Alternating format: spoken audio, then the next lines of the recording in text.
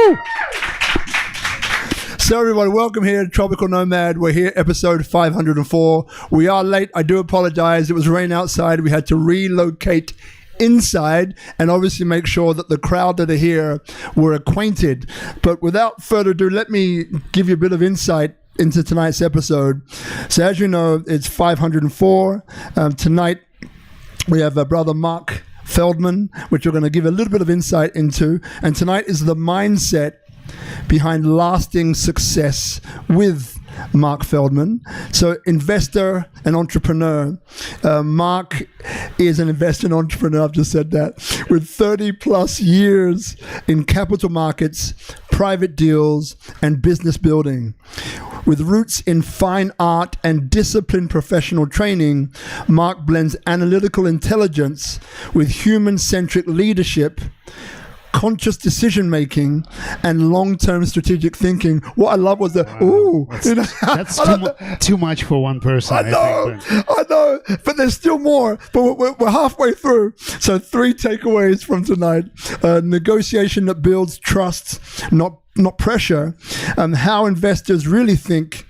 Lifelong learning as a success multiplier. A little bit about us, Robert Ian Bonnick, as you know, the host and founder of SpeakuP Monday and PT Carrier Life Group, gateway to Indonesia for business, growth strategist, advisor, speaker, and a founder of Bali Tourism and Investment Chamber, which is the first time that foreign investors have got a voice here in Indonesia. So Bali Tourism and Investment Chamber, look out for that.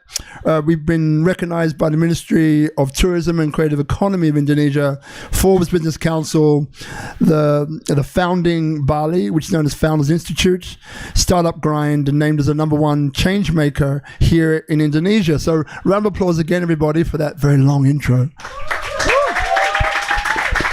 All right. Thank you. So, brother Mark, I've seen you over. Should I repeat what you just said? No, don't repeat it. No, you can if you want. You know, the interesting part is that Bali here attracts so many different types of people, and over the years, I kept on bumping into you at some strange places, but we won't go into those. Nothing too strange. But also some places, you know, events around fundraising, around startups, around entrepreneurship in various parts of Bali. And, you know, up until recently, you know, we kind of reconnected again. And as I've always thought, you know, what does Mark do? People say things to me of, you know, Mark is an investor, he's an entrepreneur, been very successful, so on and so on. But I'm like, who is Mark? Right? So I know you're living up, you know, in a beautiful part of Bali, which is a spiritual center. But maybe a different way to start this particular Q&A is, you know, maybe what attracted you to Bali and what keeps you here? What would you say? It's a very interesting question, because first time I came to Bali 11 years ago and I said I will never come back here again, but I think Bali knows its heroes, and it actually by complete default I came here. So I was supposed to move to Thailand, and I was not let on the plane to go to Thailand because it was COVID and I didn't have proper documentation to do it, and I had to fly somewhere else. And then there was an event a few weeks later here in Bali that I came for, and my partner said, there's a project that you must help the CEO raise money, structure, proper structure, and say, you have nothing better to do, why don't you stay? And I always have something better to do, but I stayed. And 4 years later, I'm here. So, yeah. You know, and then, so that was the origin story. But what keeps you here? You know, it's also a very interesting question, because what keeps me, I think, in places that I lived in many different places, is having something to do. So I'm not a kind of person that will, you know, I don't have vacations. I don't know when I had last vacations, though I'm trying to have one this winter for the first time in, I would say, 4 years. And I have something to do. So You know, so we haven't properly chatted, I think, ever, right? Which I actually love, right? Because I prefer to get to know someone at the same time as you do, so it doesn't feel staged and it feels natural, organic, and so on. But just out of interest, right? So what you're saying to us is that you're a workaholic, right? You don't know how to switch off, but where does that come from? So if I'm family-oriented workaholic. Family-orientated workaholic, love that. So that's already for me. That's tough. Yeah. Because I have 2 kids, right? And 2 grandkids. You have 2 grandkids, and like the funny part is that when I take different tests, right? Testing your values, right? And there's always family, work, and I'm struck because at certain points in time, my family have come number 1, and many other points in time, subtle hint there, work has come number 1 and family second or third. Hopefully my wife's not watching. I love you, darling. I think it's a question of proper management. I think maybe you have not been there yet, but I think that in time in life you realize that what is more important in life, and family is always number 1, and work is something that allows you to give your family everything. So. And like, how did you come across that? So was it when you're growing up? Life experience. It took me a long time, believe you me. So which experience, there are many, which comes into your head, you know, was one where you thought, you know what, Mark, you need to get your ass together, or your values in place, family has to come first. What experience comes into mind? I actually tried to move my kids to come here to move to Bali. They live in the States, and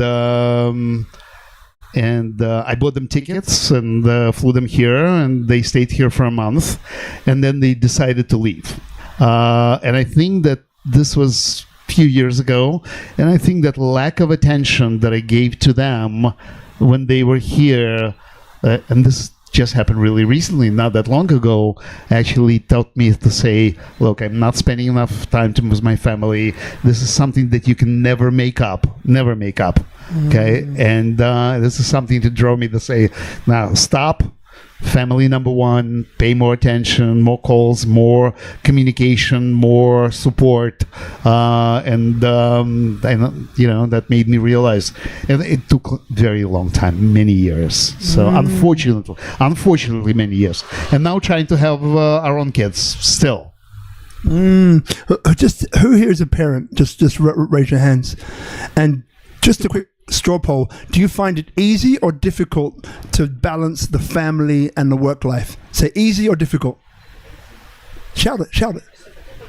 Easy, difficult? I can't hear you. Difficult. You're thinking about it. Difficult. You can't even think about it. Difficult. Nicholas, easy. Who else is easy here? All right. So I think out of the 5, 4 were difficult. One was easy. Right. So that's where we're going to go, right? So last question on this topic, right? So you mentioned already that, you know, you had your family over, trying to get them to stay, and then you realized certain things. Thank you for sharing, by the way. If there was, you know, one thing when you look back over your life of work that we'll get into, you know, like, which points do you think, for those people here who are kind of wondering, it's difficult, at which points do you feel like, what's the routine that you could have created that put family front and center as opposed to anything else? I think time management. I think the same way as you use time management to grow a business or to do work, same thing. You must, same way as you manage time to go to the gym or eat, you have to separate time for the family. So you need to say, I do nothing from 2 to 4. This is family time, and that's it.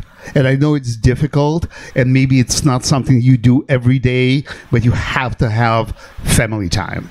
Recently the last few weeks have been quite busy, and we have a family Sunday in our house, but I noticed that a few times I kind of went over my promise, and I had work stuff on a Sunday, and then it hit me. For me, actually, this is funny to say. Religion helped create that time. So I'm Jewish, and now I say to my friends, Shabbat, Friday from sunset to sunset on Saturday, I'm busy. This is my family time. Don't touch me. So, Love it. Very, very helpful. And I don't talk about money. I don't talk about anything. This is my family time. Got it. And then, we mentioned money, we mentioned entrepreneurship and the difficulty in the balance. But just, there's people here, as we did earlier on, at various stages in their business. Some are starting up, some are pre-startup, some are already established, maybe early stage. If there was advice based upon your experience that comes out, I know you could spend hours on this, but if there were one or two pieces of nuggets for people at each of those stages, what would they be? So pre-startup, startup, and early stage, what would you say? I think number one is choose your partners wisely. I think it's very important because investors look at a team. Investors, unfortunately, don't look deep enough at the team. But at least in businesses that I've invested, the key to me is the team and not just the product. So we look at everything. We do KYC. This is something that 90% of funds or private investors or family offices that they don't do is they don't do their homework on people that they give the money to. So to us, because we're investing in people, not really a product. So if somebody comes and says, I have this great idea that I would like, an idea may be fantastic, but the big question that arises is, who are the people that are going to execute? How well do you know the people that you give money to? And I think that, again, choosing your partners wisely, I think that is a very important step. Some of you doing this on your own. I always believe in partnerships. Always. I don't think I ever launched a business on my own. So all the businesses that I launched that were successful in my life have been with partners. Partners that you can trust, partners that you can rely on, partners that are different from who you are. So you need... one of the biggest difficulties, I think, in many startups is, let's say, the two guys IT, they get together and they create some product, and then it goes into an argument because one thinks that we should go this way, the other one thinks that you should go this way. So if you are creating an IT product, find a partner that is in marketing, in sales. Find somebody opposite from who you are, and it always will definitely give a big plus in whichever level you are. Start very early, late, whatever. You need to have a diversified group of people that you believe. Team is number one. And then so we got that pre-start, let's call it startup, and early stage. If there's any different points of advice that you would give, team being number one regardless of where you are. Team being number one. Number two, focus.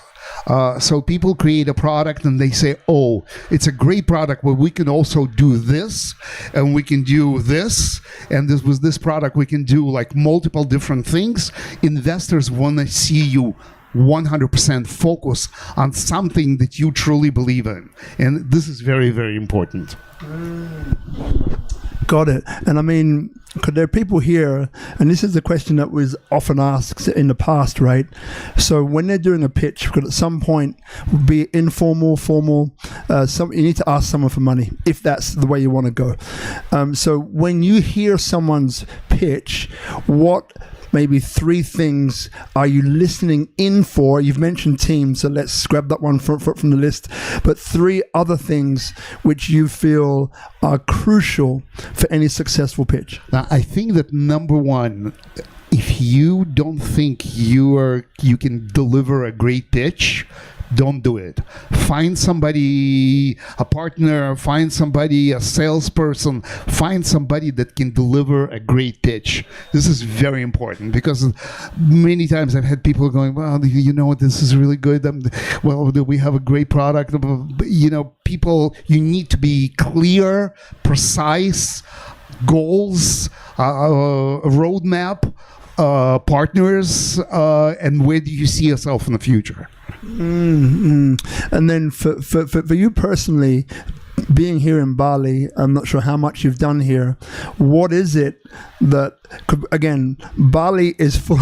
I'm laughing because I know what's coming next, but I got to call it out. Bali is full of coaches. You may have noticed every second person. What do you? I'm a coach, and then you get how long for? A week. Anyway, it's okay. It's okay. There's some great coaches here. No, I've forgotten the question. Joking, I haven't. So what is it that people struggle with the most here in Bali when it comes to pitching that you've noticed in the various roles that you've played? No, number one, delivery. Yeah. So number one, delivery. Number one, being precise, being clear in terms of what the product is, being clear why somebody needs this product, how it's going to change the world. I mean, people create ideas, but they don't know how to properly deliver. That's why there are lots of coaches, because they try to help people to streamline their pitch. And then when it comes to, AI, let's look at that for a moment, because that is a really, depending how you look at it, an optimizing tool, a tool that's able to give, if you have this amorphous or mixed idea, mixed bag of things that your product does, who appeals to, why is it important, and so on, but it's just mess on a page. Maybe you can plug this into AI and say, okay, please make sense of this. Create a lucid pitch that makes sense, that follows on. So when it comes to AI for you, is this something that you've been looking at, something that you're using, and if so, how? It is a game changer, definitely a game changer. Definitely over the course of the last 2 years, I probably cut my expenses 90% on using attorneys, one, on helping create pitches, on doing marketing research, on doing KYC, on streamlining my concepts. I think AI became an incredible help. It will not change your delivery, right? But it definitely will help a lot. Just out of question here, who here is using AI in their business? Raise your hand. Keep your hands up if you're using AI every day. Okay. Great. Okay. And just shout out for me what you're using. You crack me up. You're laughing. I'm going to ask you why, but afterwards. So just shout out, what are you using AI for? 2 words. If you can do it in one, even better. Just shout it out. Because workflows. Product design. Speak up. Strategy. Research. Content creation. Quite broad. Other perspective. I run my life with AI. You run your life through AI. Your kids, personal, business, private, everything goes through AI. My therapist is AI. Vinny, what? I'm lazy. Put that through AI. All right. So we've got. That's one of the things that AI is creating laziness, of course. Yeah. So that's a big negative on AI. The second big negative, of course, is going to cut enormous amount of jobs. It's already done that, and it will continue to do that. So a proper use of AI, proper teaching of your AI, I think is very important. Very important how you adopt your product, and very important to adopt AI in your life because it is a game changer. I mean, if I was at Qatar Economic Forum, and some of the top investment banks, some of the top funds in the world were there. And these guys are investing trillions of dollars. I mean, not maybe because once it's a trend, it is a trend, and they like to follow trends, but these guys strongly believe that it's going to make changes. It is making changes, and so do I. Love it. So I think the people that will not adopt will lose and lose greatly. Two questions come of it. So the first one is, maybe we've just answered one of them, but it will not replace all the jobs. Yeah. You have to be ready for that. Yeah. But it will replace many jobs. Yeah. Do we have a Mark Feldman forward cursory glance as to the jobs that AI won't replace in the next couple of years? Sales number one, because the conversation that you and I are having, and our ability or my ability to convince you to do something is going to be very, very difficult. It will, but it'll take a very long time. That leads me on to the second question, right? Personal communication. That's something that you cannot replace. Personal communication. You can, like for instance, that it's a shrink, but it's only it's in a way a one-way story for now until we get the generative AI in place. So generative AI. Let's go to that. Because you just said it. So generative AI. Tell me more. So until we get the generative AI in place. So generative AI, we actually have created one already. We're actually launching a product literally as we speak, where it's a soul living personality that does not just answer your questions. It actually communicates to you. It tells you what to do. It tells you how to do it, why to do it, when to do it. It actually can raise funding by itself. It actually now programmed to do that, and will go out. It goes out there and tells IT professionals how to do what to do, and it's doing it already. We now the only thing in our mind right now is where to place the switch off button. So I just came back from a 5-day AI lab that Genius Group were putting on, and a few people are in here actually who are on that lab. So one of the things that was coming up was, AI CEOs, AI COOs. And the question was, would you invest in a company that has an AI workforce? So obviously you would have heard Sam Altman and all these other guys say, hey, in the very, very near future, the next billionaire will be a person that has staff of one, meaning human staff of one. And the rest is all AI. So probably my question to you then would be, if you had the opportunity to invest in a company that has an AI workforce from the CEO down, what is your propensity? To which extent would you be comfortable to invest in that company? No, I would definitely test it out. Yeah.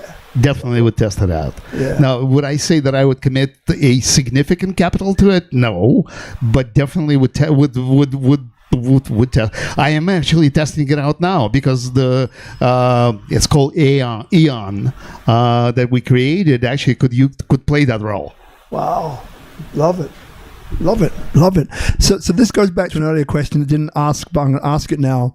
So growing up around people like yourself, interviewing people like yourself as well, one of the things which over the years has been like a theme that has been ringing in my ears to a certain extent is, the greatest gift that one could give themselves is to invest in yourself, right? So absolutely. Thank you. So what did that look like for you? If someone said, Mark, investing in yourself, we realize that's super important. What did that look like for you as a way for other people to pick up? Inspiration is caught, not always taught. Breadcrumbs, you can follow them to lead somewhere. So this is probably the reason behind the question. I think the most important investment in yourself is continuous learning. Yeah. You always have to learn. So don't stop learning. Learn everything. Don't stop reading. Read everything. I mean, my day starts and ends with news. So I read news in the morning. I read news before I go to sleep. I try to read a different book, a different topic every month. I am actually going back to school in January, so I'm taking actually work or building business in digital age and AI at the university where I was taking my master's. So continuous learning, I think that's the key. Love it. So we're going to go to questions from you, the audience, in about 3 or 4 minutes, right? So if you have questions, just think of what they would be, write them down on your phone, write them down the back of your hand, maybe on your partner's leg, whichever one, right? Just don't send me the dry cleaning bill. So this, right, is what is the first answer that you're prepared to share will come into your mind, right? When I say the following, I won't make it too crazy, right? Okay, we'll start off easy. So remember, it's the first that comes to mind. Just say it, right? Blockchain, storage, hedge funds, money, Bitcoin, future, education. number one after the family. Sorry. I was about to say family next. God Family. dang! You see what I mean? He's picking up on me. That wasn't supposed to happen. All right, questions. 2 minutes time. So the last question for this point from me, right? So tonight's topic, is about what does it take, to create a business, an enterprise which has longevity. So if I asked you that, and maybe now you're probably guessing that I like the number 3, not in everything, all right, but 3, right? If there were 3 things, and you've already mentioned some of them, right? Continuous learning, education, which is the same thing, use of AI, invest in yourself, and all these things. Partners you mentioned as well. So the key 3 to longevity in business or enterprise building, what would those 3 things be outside of what you've said already? Failures are good. I think it's important to fail, because if you don't fail, you will not succeed. I think if you look at successful people, very successful people, they have failed at some point in their life, and that's a learning curve. Again, going back to learning. Yeah. So you learn from your mistakes. Yeah. Very, very important. Make mistakes. Setting goals and going after it nonstop. Again, you'll fail, but if you believe, you'll continue. I have failed several times and have gone from from close to zero to success. So ability to get up and go, I think, is very important. How many was that? You passed. There was only 3. That was 3 or more. Round of applause so far. He's doing good. All right. Thank you. So I lied. There's 2 more questions that come in, but now I've forgotten them. Keep stopping. So all right, got it. So and I don't read people's bios, right? Because I like just to get to know them. But this one stuck out for me. So the role of art in your life. Yeah. So what role does that play, and why is it important? I think I'm always about diversity and diversification. So any investment that you make in your life, you don't make one investment, you make diverse investments. I think art taught me creative thinking. I think creative thinking is very important, and I think that's probably one of my most important things that I can do or is creative thinking. When I go into projects, my ability to say, wait 1 second, you should do it just a little bit differently. Yeah. So maybe you're not doing this enough, but ability to, and this is ability to strategize also, because then you create a different venue, the different direction maybe for people. But I think I went away from the question. Oh, no, you didn't, because the question is there to prompt what's inside with that. And that's what you've done. So you've answered the question. It's okay. The other part of this was, so we had art. I drove a taxi cab too. That one I didn't see coming. Drove a taxi cab. Which country? New York. In New York? Yeah. How long for? A year and a half. If you could see him driving a taxi, just raise your hand. Only one? Come on. Round of applause for Vinny, because he's telling the truth. Right? You see, when I look at you, I see the fantastic smile. Yes? Or yes or yes? Yes? Do you see a fantastic smile? Yes or yes? Yes. Exactly my point. So he's cheeky, right? I don't know if you see that, but maybe I'm too close to him. But he's a cheeky man. I don't know him, but I can already tell he's a cheeky guy. So I can imagine him driving a New York cab and with that golden smile and just people tip him, tip him and tip him and tip him. And he'll be asking questions, gaining advice and information that will later be used in company building. I can see that already. Thanks for sharing that. So the last question before we go to these questions for now, right, is one thing which I've seen again, time and time again, and I don't want to say what it is because then that may lead you in a certain direction, but you've already intimated at it, right, saying study widely, right? Because I think that people have this idea that for whatever topic they're studying or they're involved in, all they should do is study that one topic or that one particular silo, and to the extent where nothing else is studied. So again, I'm trying not to lead this question. So Mark, if I asked you, because you've already said that study widely, if there was one thing which entrepreneurs fail to study, which you feel is critical to study, what would that be?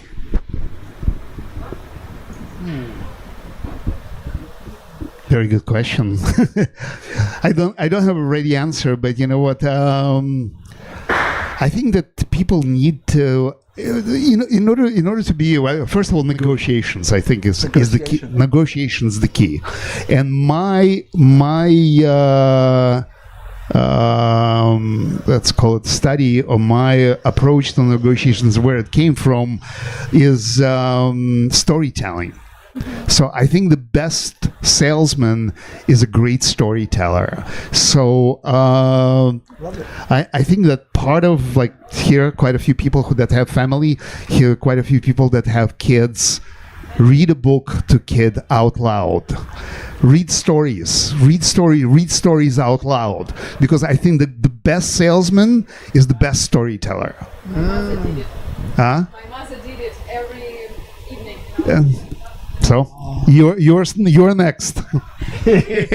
All right, everybody. So negotiation and storytelling. Brother Guzman, the microphone is just behind your computer, or the other one. So just raise your hand if you have a question. So just while you're thinking about considering, yes, you're first. You know it already. So with questions, this is what I'd love you to follow, right? It is super cool and okay to plug yourself and what you do. My name is blah, blah, blah. We do blah, blah, blah, blah, blah. And we're about to go to blah, blah, blah, blah, blah. Great. But then get to your question, right? As opposed to a really long preamble, and then we kind of waste time, because what I would love to get the most value is if we have the most number of questions, all right? So, thank you. Thank you. That was great. My name is T-Bird, and I'm also an artist. T-Bird. And there's so many parts to what you said, your values, ethics, lifelong learner, the creative thinking. I believe that artists sometimes show us what we didn't know was missing. And so I have a two-part question.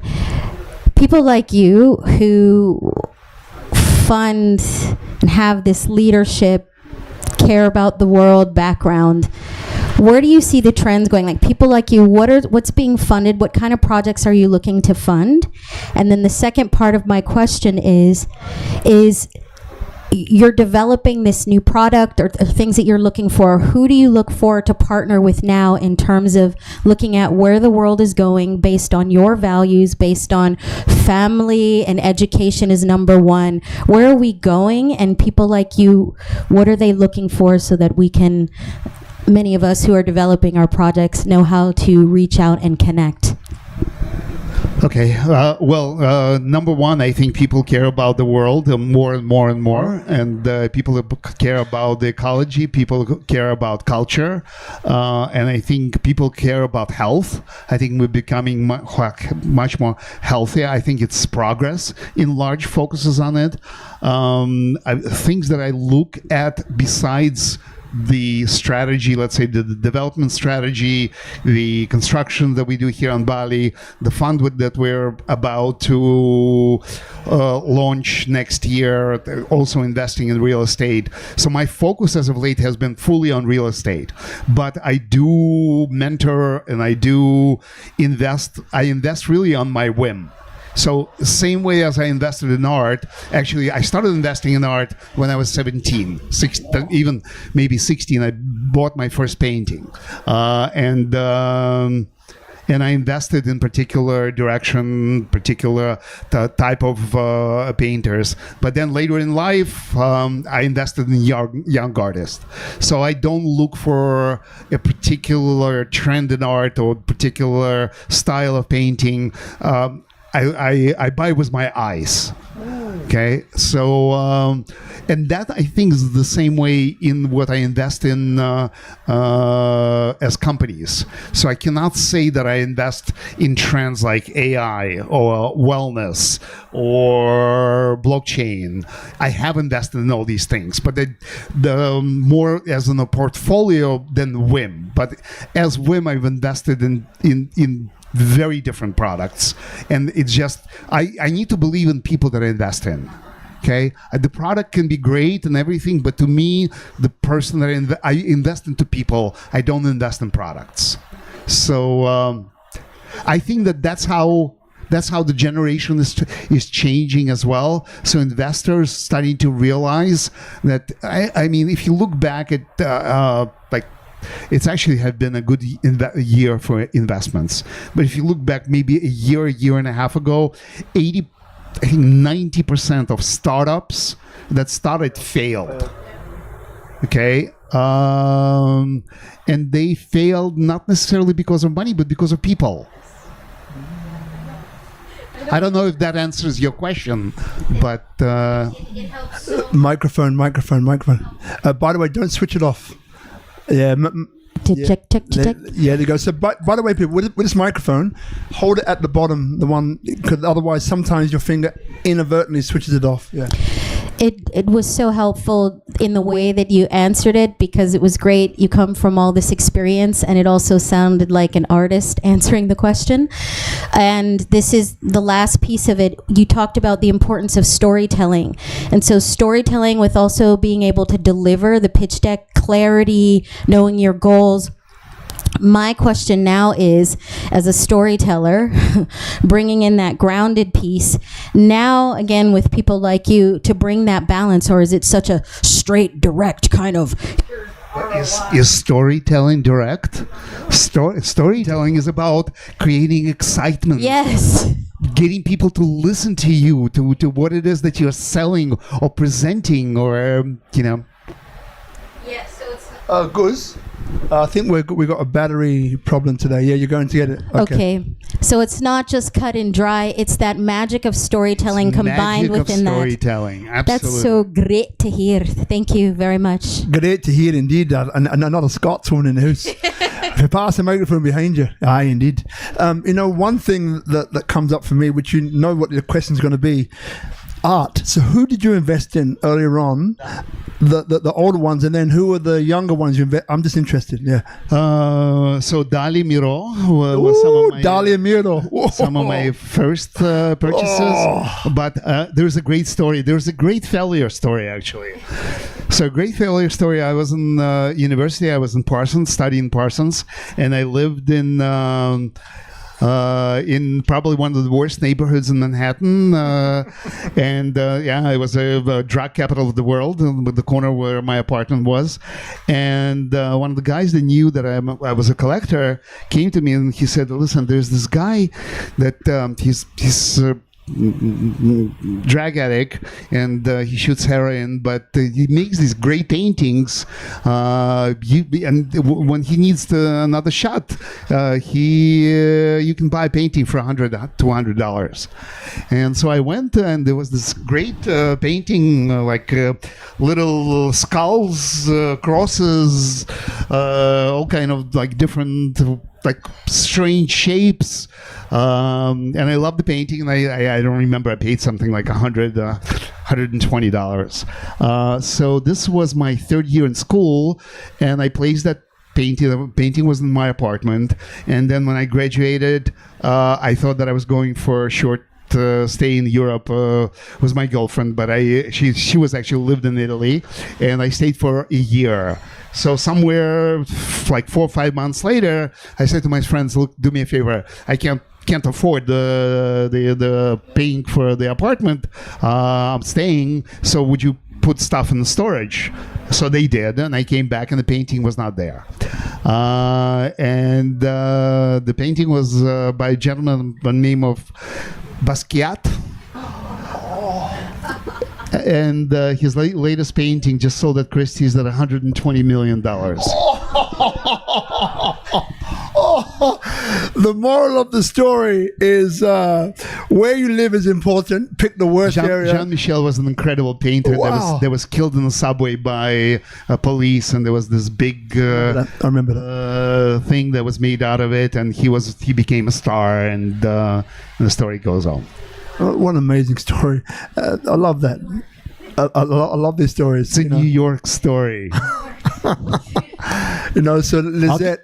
I'll give you another great story. Yes. Great failure, investment failure. Let's do it. A great investment failure is I was already a partner in the investment group. This was 1990, and my partners actually gave first money to Howard Schultz to buy Starbucks coffee in California. They were not the only ones. There were other big investors, but first Starbucks coffee opened downstairs.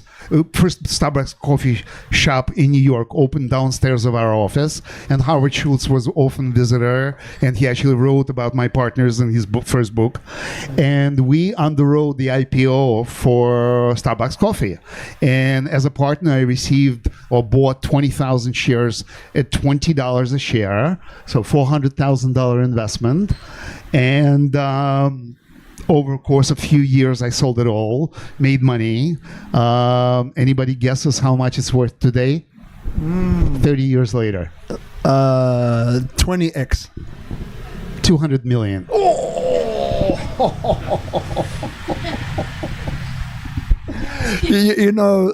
Before we go to Lizette's question, right, I have to ask this one now. So everyone, just raise your hands. You know a tennis player called Roger Federer? Just raise your hand if you know a tennis player called Roger Federer. Yeah? Wow. So just double checking that you're paying attention. If you don't know who Roger Federer is or was, raise your hand. Be proud. Okay, cool. Roger Federer made a great speech. You know about his speech, incredible speech. You know Love what? him. You know what?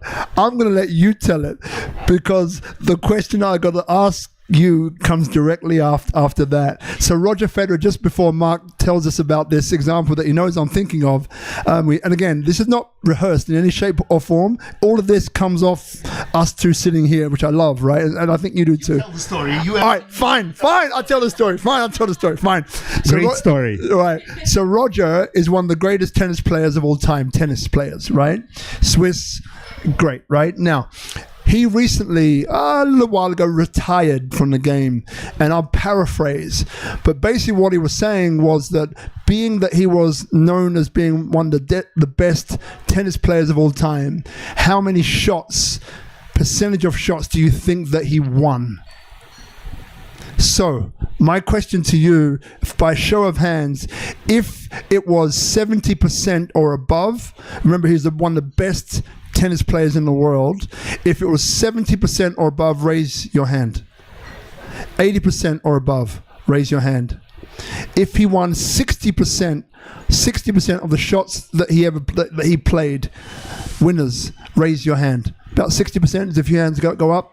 Okay, 51%. 49%. Obviously, it can't be less than 50%. So, to cut a long story short, it was just over 51% of the shots that he won, and he was the greatest player of all time. So one of the mantras in his head, and that of all great tennis players, when you miss a shot, if you're an amateur, I play tennis to a high standard, right? But I played basketball for England and traveled around, big hands, all the rest of that stuff. But tennis I was very good at as well, hand-eye ball coordination. But each shot that I missed, I would beat myself up. Oh, fuck, the backhand was, it was right there. How could I hit it how could I shank that shot? Come on. I would beat myself up. Whereas the great tennis players are just saying, it's just another shot. It's just another point. That was it. It's just another point.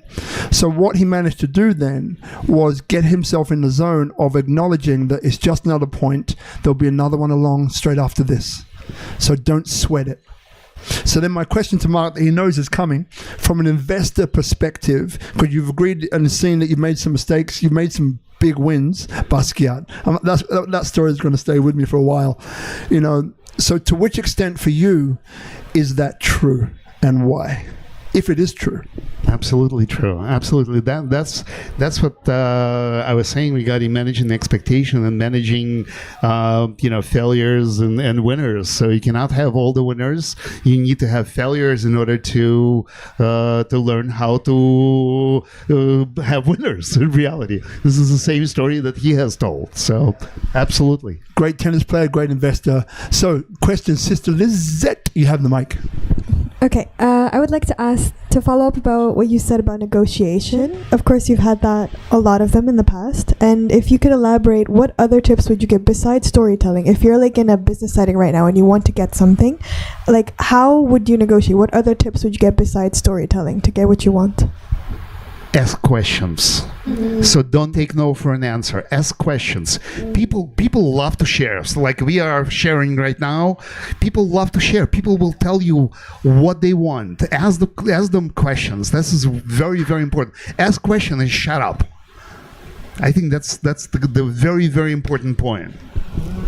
I'm not sure if you were there. So we interviewed a guy called Roger James Hamilton, Genius Group. Now, one of the stories that he relayed to, and I'm going to do my best to remember it, but it was something about there was a competition, like a startup competition, and the prize was $1 million.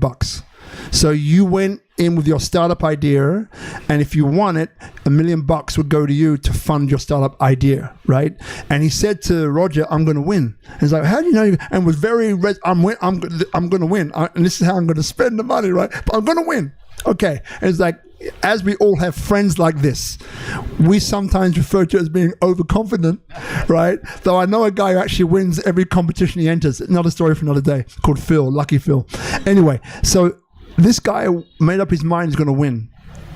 So, cut a long story short, he went into the competition and he won. And he came with $1 million. The more interesting question is, how did he win? So he was sitting there watching everybody pitching. I'm going to do this. We're answering this problem. We're doing blah, blah, blah, blah, blah, blah, blah, blah, blah. And the guys were going, yeah, falling asleep. Next.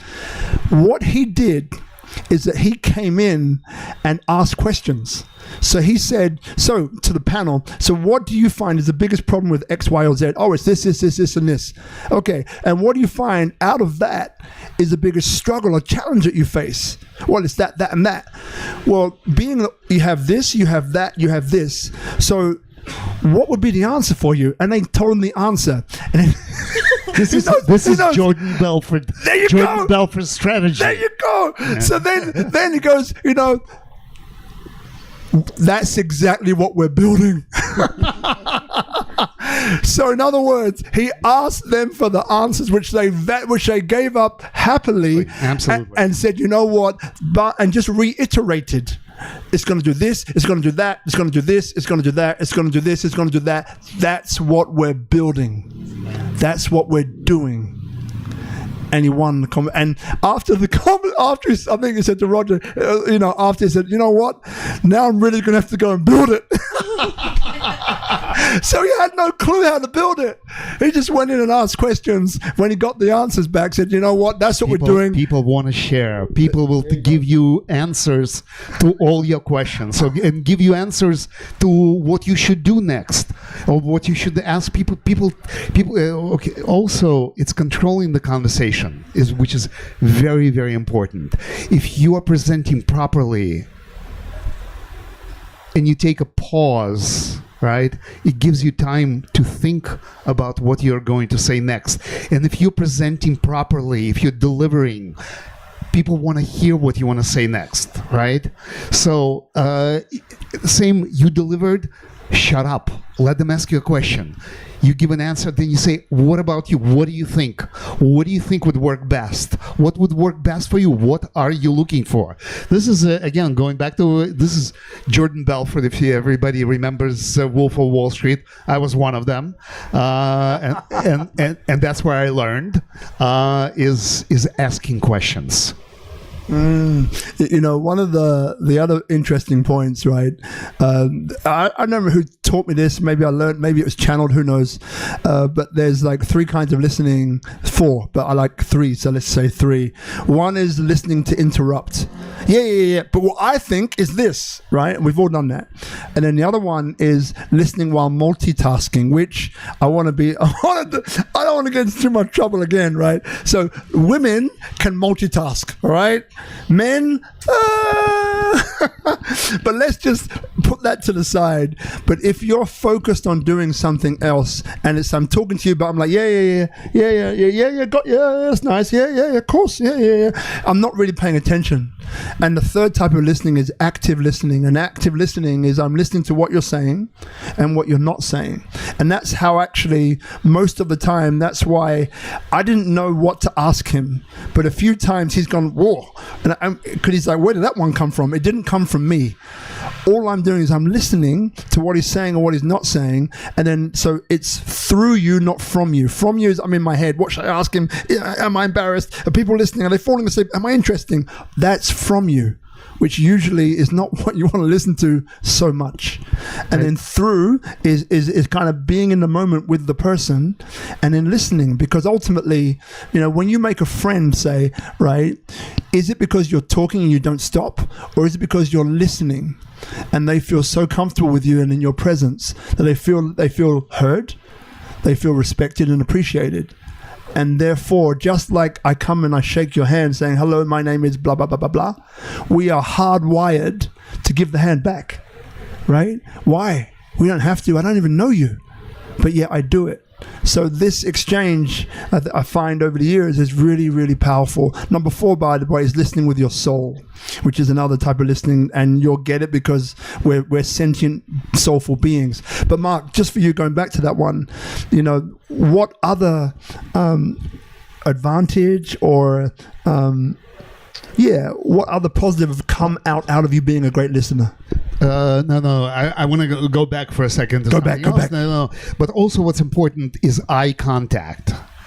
So very important, eye contact. So when you're talking to someone, talk to them, not somewhere else. Okay, it's all people want to know that you are talking to them and not just talking out. It's very, very important.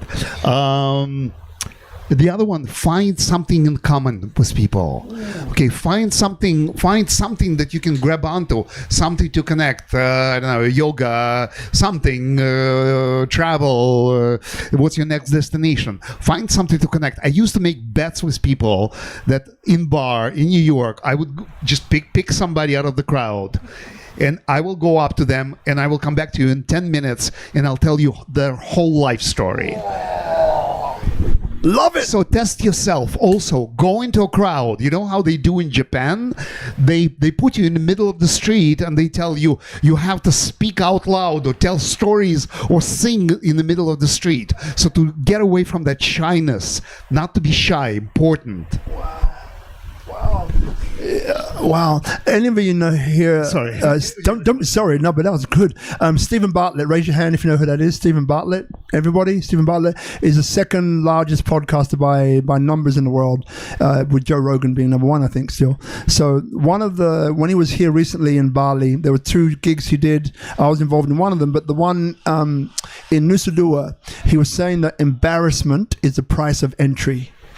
So when you said that about, going on the street, as an entrepreneur, embarrassment is the price of entry. So when I say that or share that to you, what comes up? He's like, where did these questions come from? What? What?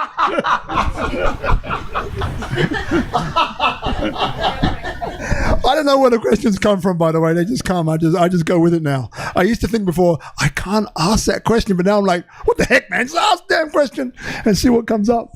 But embarrassment is the price of entry. What comes up for you? Yeah. Embarrassment is the price of entry.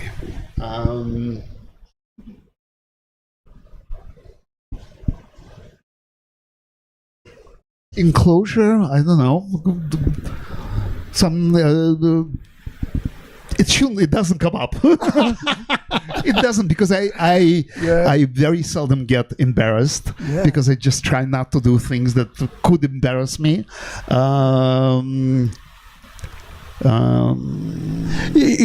Just out of that, right? So let's go back however many years. I don't know how many years You it just is. embarrassed me. I couldn't answer you. But the price of entry, right? So let's go back some years to when you were a little kid, right? So we're talking about little Mark Feldman over here. Now, for me, you're a cheeky man. I'm not saying that's true. I'm just saying that's my impression, right? But when you were a little kid, like, what kind of kid were you? Were you an inquisitive kid? Were you a shy kid? Were you like a kid that Never was a shy kid. No, I was never a shy kid. And so a little, Jewish boy, I danced ballet from 5 to 13, so 7 years ballet, and then this understanding that I am a 13-year-old kid dancing ballet. I went stopped ballet and started wrestling. I did Greek-Roman wrestling for several years. Then when I came to United States, I did karate for almost black belt. Yes. Reached black belt. I think I was always expression kids. I of course I was drawing, I painted, I went into art school. I did so many different things. The question that comes up, and then we're going to go to this other question here, is... I was probably the only straight kid in the fashion business. Yeah. I produced women's clothing. I was a stylist. We published a fashion magazine. I wrote for American Vogue. So you see, a round of applause for that. Holy shit. None of this I knew. I'm serious. None of this I knew. And that's what I love about these sorts of opportunities to speak to people. Because if you just listen, all right, you don't need a camera or lights or a fan. But if you just speak to people and listen and ask what comes up and be inquisitive, it's a beautiful thing what happens, There was a guy, John, it will come later on. 3 things. Ordinarily, when we come across people that we don't get along with, back in the day, we'd have a drink about and talk about something else. These days tends to be, I'm going to cancel you, you're out of my life. Off my phone, off my Instagram, you're done. So there's 3 steps. So the first step to kind of finding this way to find common ground is, number 1 is humility. Curiosity. That's correct. So what is it in this person's life that has happened that they now hold on to this particular view that I perhaps don't agree with so strongly? Curiosity. The second part is humility. So if I would be in their shoes and would have brought up in the same way, in the same environment, with the same people around me and so on, the chances are I would hold the same opinion and be the same person, if not further. So curiosity, humility, and the final one is empathy. So with these things, empathy will naturally come next. And now, even though I may not agree with what the person's saying, we can find common ground. So Mark, just to you, brother, like when you've disagreed with someone, or you find someone, to be opposite to you or something, but you need to deal with them. They might be a business partner. They might be someone who you're doing business with. Like, what have you done in the past, or what will you do now to find a way to heal that divide? Because I know that people here struggle as an entrepreneur with your partners a lot of the time, right? You get along, but you also struggle with things, right? I think I already said the things about the partners, that you need to find the opposite. The old saying, opposite attract. Yeah. It's so true. It is so true. It has been. So I can current partner, past partner, partners before last were absolute complete opposite of myself. And I think that what kept us together is exactly that, because everybody, we were able to value the differences. Okay. Yeah. Got you. Thank you. And of course, we had many arguments and misunderstanding, but at the end, we understood the value of each other. So then, a few of the guys here at different stages, startup, early stage, and so on, if they're having a disagreement with their partner, right? Step back. Don't make quick decisions. Same way as you're making an investment, you made an investment in your partner. If there is an argument, shut up. Yeah. Just step aside, don't argue, think about what happened, think about why it happened, and think about what you can do to fix. Okay? Love it. And then also maybe it's not worth it, but don't make quick decisions. Same way for investments, don't make quick decisions. Think about what you're investing into. Think about why you're partners with this person, and what that partnership will bring in the future. Thank you. Question. So you've got one here, and then we'll go to you. You want to go? Yeah. Yes, it's okay. Yeah. Just want to know if you have an example of this argument that with the partners that you had in your business. I'm very curious. Just choose one. He's about to say, "Oh, there's been thousands." No, he wasn't. But choose. How did you guys come together and fix it together? Because your view, your view didn't change, right? Like the different views are different. And how did you guys come together in the end and conclude? Why don't you tell a story about your argument, and I will tell you a story what you should do about it. No. What you should have done about it. I don't have argument because I'm the founder, and I don't argue with people. There's been so many different. I mean, picking one will be kind of difficult, but you know what? It's the same way in marriage. I mean, you do understand that marriage and partnerships. It's one and the same thing. I mean, if you're becoming a partner, you're marrying that person. In reality, you're marrying that person, and you will probably spend more time with your partner. In most cases, especially if you're starting a business, than you spend with your wife or your husband, right? So you need to try to balance things, try to understand, okay, is this marriage, worth it, right? Probably people that make quick decisions in terms of marriage, the same thing happens in terms of divorce, a quick divorce, okay? So you need to understand who your partner is, what is the value that partner brings to the table, and we had disagreements. Well, it's current partner strategy disagreements, right?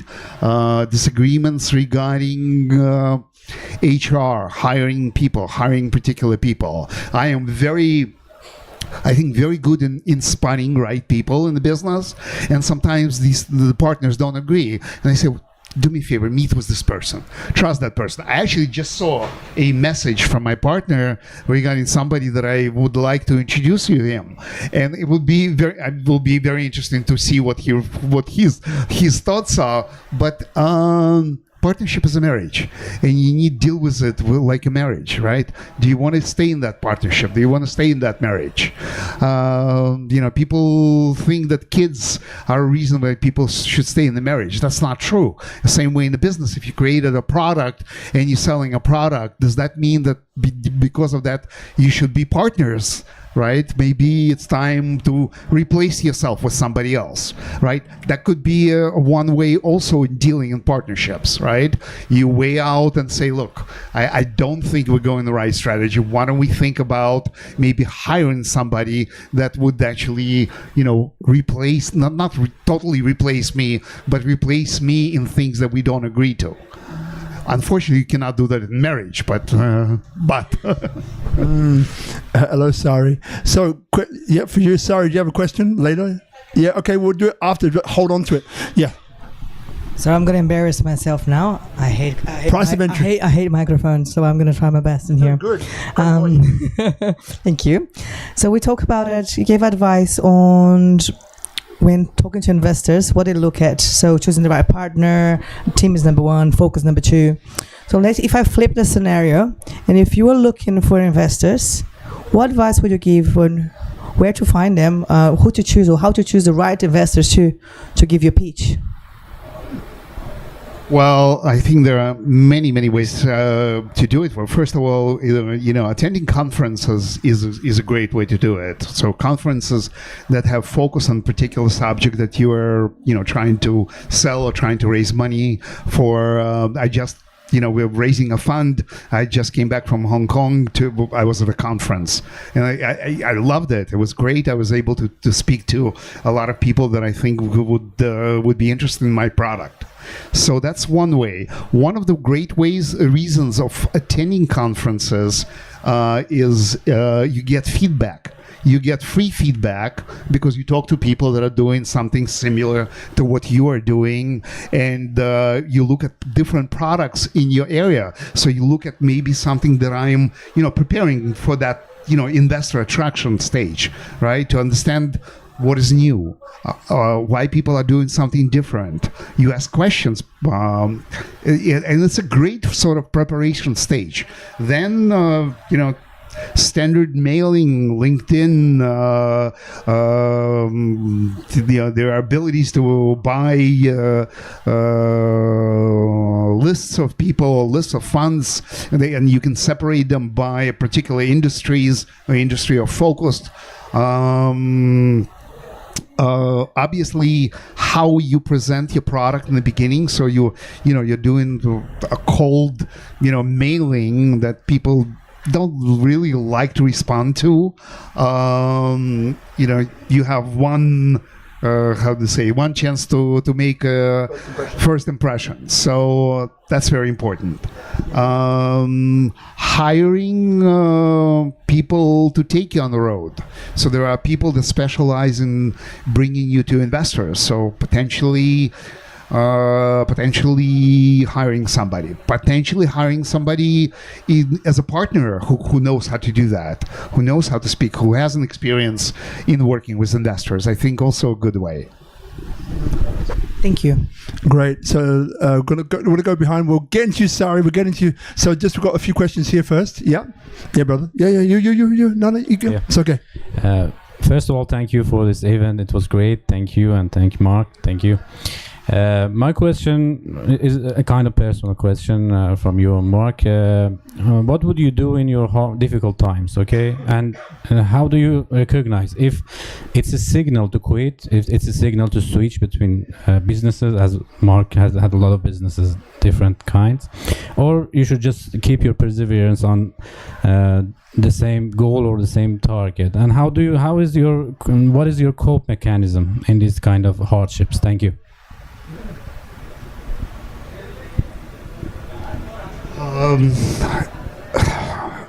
Well, I mean, anything that you're doing. Well, if you believe in your product, if you believe in your, first of all, you need to see the light at the end of the tunnel. So it's very important to understand and set goals, and also to set sort of limits of when do you say stop. right? So it's very important. So say, I don't know, you created a product, you go out to sell the product, you see that the product is not selling. First, you need to answer yourself, why am I not selling the product? Maybe it's a great product, but I'm a bad salesman, right? So maybe it's, again, going back to hiring someone to your team. Maybe you're missing, look back at your team. What are you missing in your team, right? I think it's very, very important. Again, as I said before, team is your family. This is what's whom you're looking to accomplish things. So, to me, when I focus on a project, I focus on a team. I focus on people that surround me, that complement each other, right? So very, very important that people that surround you complement each other. In a startup, we do everything. We are CFO, we are CTO, we are office manager, we are assistant. So it is very important to understand, is this the right person next to you? Right? So, and if it's not, then the question, can you get rid of that person? If you can get rid of that person, is it worth going forward? Big question. Thank you. Other questions? Just raise your hand on the way. We're heading back to Sari. Yeah, okay. Sari, over to you. Malakat Hukum. Hello, good evening. My question, I'm Balinese, Mr. Feldman, and Bali is quite famous for the art, in my opinion. Maybe I'm biased. My question is, do you think Bali is wonderful for the art? Exactly. Like, for example, like Kamasan painting, you have to see it geometrically and everything.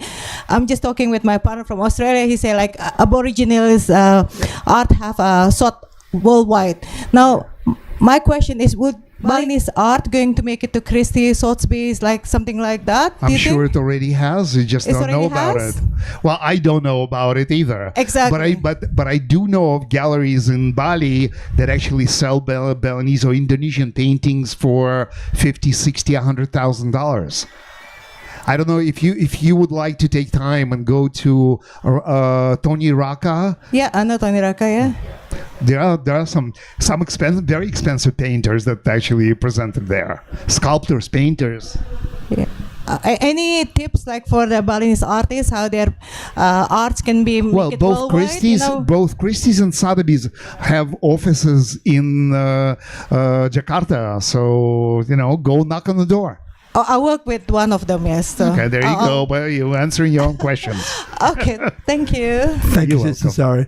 Okay, so we're going to begin to close this one up. I can see the body shifting and moving in the chair. Remember, stay to the end, yeah? For 2 reasons. 1, photo. I'm joking. 3 reasons. Meet Mark. 2, photo. 3, meet each other. So Sari over there, Malakat Hukum is one of the best law firms here in Indonesia, in Bali. If you're wondering, her dad was very famous, one of the last famous Balinese architects who reached world famous status. Very interesting lady. But again, just in this group alone, there are people that can help each other, and that's the whole point, right? So what you would have heard in the beginning and thought, you know what, I got to speak to that person. I don't know what the name was, but she's wearing a white dress, right? I got to speak to her, right? So please take that time to do that. Now, next week, just so you're aware, so as you know, Speak Up Monday, we believe in taking action too, right? It's not just a conversation that's nice, right? That goes deep. The gold is deep. The oil is deep. We take action. So one of these initiatives that we're involved in is called Bali Ocean Days. So Bali Ocean Days, I'm part of the board of management for Sky Blue Sea Foundation, which is the foundation behind it. And it's one of the most remarkable, important events on the calendar, an annual event, which is to do with conservation and ocean use. So Bali Ocean Days, little tip of what it is in the title there. The next one, the third one, is January 30 and 31, and that's at Intercontinental Bali. So just Bali Ocean Days, just go online, you'll find it. And if you are interested in the ocean and what's happening, that's the event for you. Yes, it is about government and private sector coming together. Some of you may know a guy called Ray Dalio, as we're talking about investors. So one of his projects is Ocean X, which is the most advanced ocean-going research vessel in the world.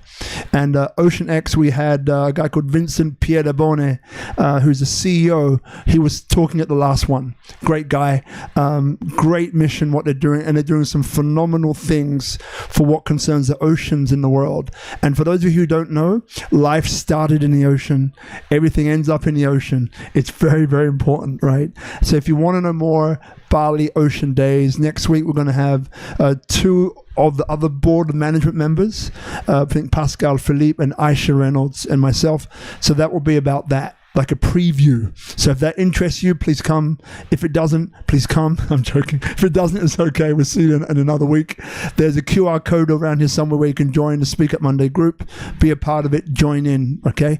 So, Mark, I'm going to firstly thank you, brother, for saying yes. But he's not finished, but give him a round of applause. He's not finished yet, but give him a round of applause. Just starting. I know it's just starting, but you know, it's an interesting thing when you sit down with a human being, of which we all are in this room. I take it, and when you go in with that inquisitive mindset of curiosity, humility, empathy, it's amazing what happens. And everyone here, including myself, have borne witness to what can happen. I mean, some of the things that Mark said, I know none of those things. Right? I'm not sure if you do, but that's what's interesting about human beings, right? There's things about us. I grew up in quick story, I grew up in a children's home from 6 months of age, like an orphanage, 6 months of age to 17 and a half in London. And I was it's black, mainly black. But at school, I was the only black kid for the first 13, 14 years. I thought I was a white kid, like a coconut, right? Black on the inside, white on the inside. Black on the outside, white on the inside. So at the age of 12, I learned what unity and diversity, which is a motto of Indonesia, Bhinneka Tunggal Ika. I realized what it was of a racial-inspired incident. Then on the aftermath of it, I had a choice to make on whether I wanted to be part of the solution or part of the problem. So what I realized was that word gets passed down from one generation to the next, and subconsciously that plays out. So one of the most valuable things that I've learned and noticed about human beings is that if you connect emotionally first, magic can happen. If you stay in your righteousness, your rightness is where things don't necessarily go so well. So that speaks to some of you because it came up, so I guess I should say it. Have a think about that, right? If that's something that touches you, happy to talk more about it offline. In the meantime, coming back to you, Brother Mark, I just want to thank you, man, for being part of this journey, this adventure. And Thank you. It's a pleasure. Oh, brother, you're welcome. And I'm going to be on his podcast on Thursday, so I think it's going to give back some of the stuff. He'll be on my podcast. So I'm going to be like, I got no idea what he's going to do. But that's not going to be an interview, but it's going to be actually just talking. Just us talking. So. Oh, brother, whatever it's going to be, I welcome it. But I just want to thank you for being part of this process. I've really, truly enjoyed it. Thank you for inviting. Oh, brother, you're an amazing guy. So what we're going to do is I'm going to ask you a last question, and then I'm going to give you a minute or two to think about it, and then answer. And then after that, we'll wrap up. Photo of us two, then photo of everybody together. So firstly, though, in that last question, if there's anything that maybe you wanted to say or reiterate, or something that comes in, like a story that you feel like sharing, please feel free. The last question, you mentioned earlier on the Wolf of Wall Street, and and you were in it. So I don't know, maybe you picked it up, maybe you didn't. That wasn't one amazing piece on so many different levels. So my question to you is, like, what did you learn from that experience, right? And you have a minute or two to think about it. And then if there's anything else that you want to reiterate or things that you want to mention, feel free. All right. So for those, while he's thinking about that, for those of you here, just please remember that we're here every Monday, 6:00. Just show up. No RSVP, no membership needed. We make it easy, right? Just come. My advice is that you check out what's on. And if that hits you somewhere or touches you somewhere, say, you know what, I need to be there, then just come in person, because it attracts other people that are interested in the same thing. So the chances are you will find alignment with the people that come and watch. And that is very valuable here, especially in a place like Bali, because it's not what you know, it really is who you know, right? What you know helps, don't get me wrong. But here, what I've noticed over the years is Bali is offline, meaning it's a connection, it's a relationship, which is true around the world as well, but it's a relationship which allows things to blossom in so many different directions. I mean, sitting here with Mark, we have friends in common. That's how this kind of happened in the end, right? So it's amazing what can happen when you do that. Okay, so I want to give a round of applause to Guzman, please. Done it by himself. Round of applause for yourselves. Thank you very much. And then we'll hold the round of applause for Mark. Brother, over to you to see us out. Thank you. So Wolf of Wall Street. So I never thought that never thought that I would wear a suit and a tie. Never thought that I would be working for a corporation. I always thought that I would be this free artist, architect, designer, and so on. And life works in weirding ways. Jordan Belfort gave a great lesson of how to open yourself up, I think, how to position yourself, not really present yourself, because, as a fashion designer, as an artist, as a entrepreneur, and I was an entrepreneur, started my entrepreneurship at 17. I was painting apartments in Brooklyn. Actually took my girlfriend at 17 on a black limo to Plaza Hotel for dinner. So I think the important, probably the most important lesson is go after your goals. Don't stop. Just do it. Just do it. That's all. Round of applause, everybody. Mark Feldman. See you next week. Thank you. All right.